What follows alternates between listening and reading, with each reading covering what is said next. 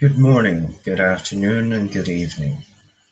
Today I have for you an episode of the Changeling venue of Living World of Darkness.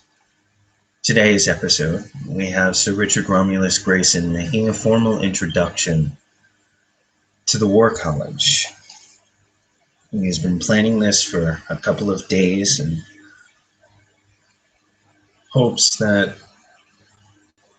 through sheer curiosity and perhaps maybe a little want to hear the New Gwydion speak, that a good majority of the student body has decided to listen to what he has to say.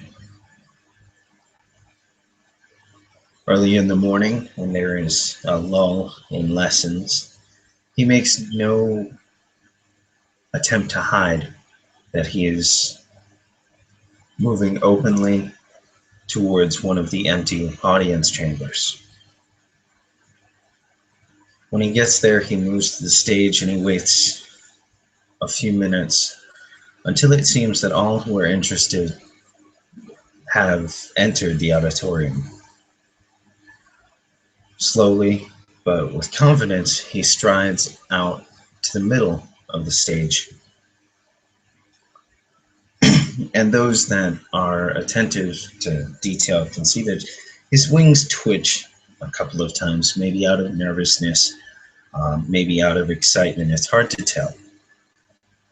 But after a few moments, Richard takes a deep breath and begins to speak.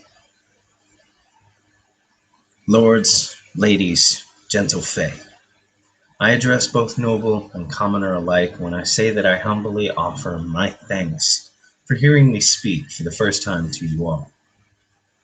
I have come before you today in an attempt to formally introduce myself as a member of and student of this prestigious school.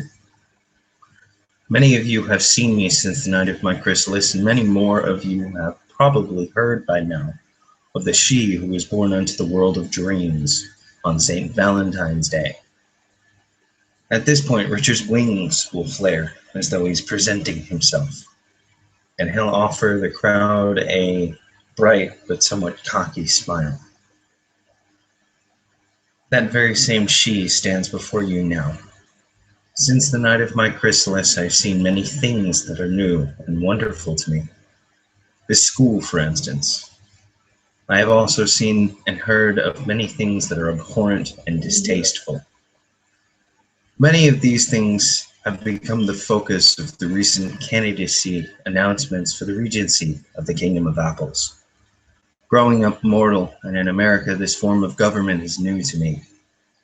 I am used to elections and Congress. However, there are similarities between the two that I can begin to grasp a hold of in order to understand the world that I currently find myself immersed in.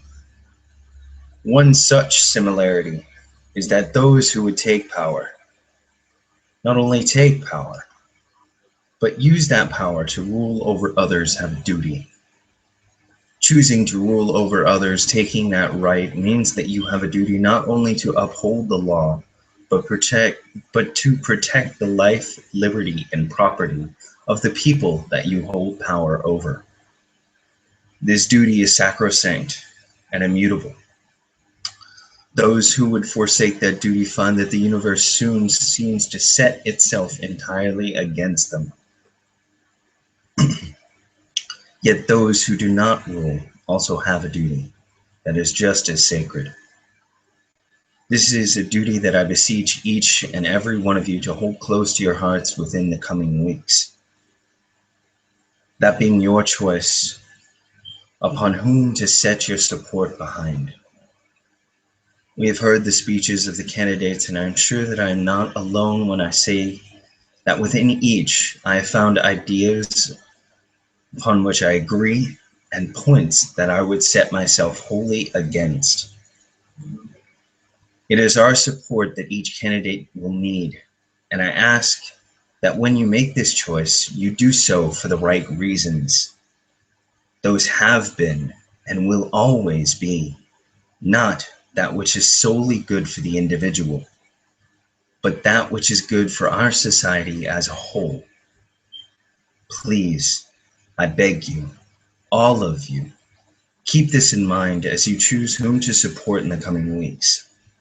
I say this not out of love for a particular candidate, but out of love for this new world that I have found myself a part of. Our world is everything, for without it, we are nothing.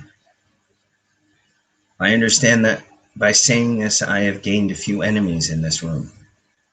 To them, to you, I say that if you are my enemy, then you are an enemy of justice, duty, and honor. I understand that it is quite possible also that by saying this, I have gained a few friends and allies. To them and to you, I would say thank you. And think well upon whom your support will go. I know I will. Lords, ladies, and gentle fae, noble and commoner alike, I am Sir Richard Romulus Grayson ap Whittiam. Learn my name if you will. May those who would be my enemies fear it, for it is a name of justice, duty, honor, but most of all, vengeance. Yet to those of you who would be my friends, I tell you now that there is nothing too great or too meager that I will not do to ensure that happiness and well-being is never far from your reach.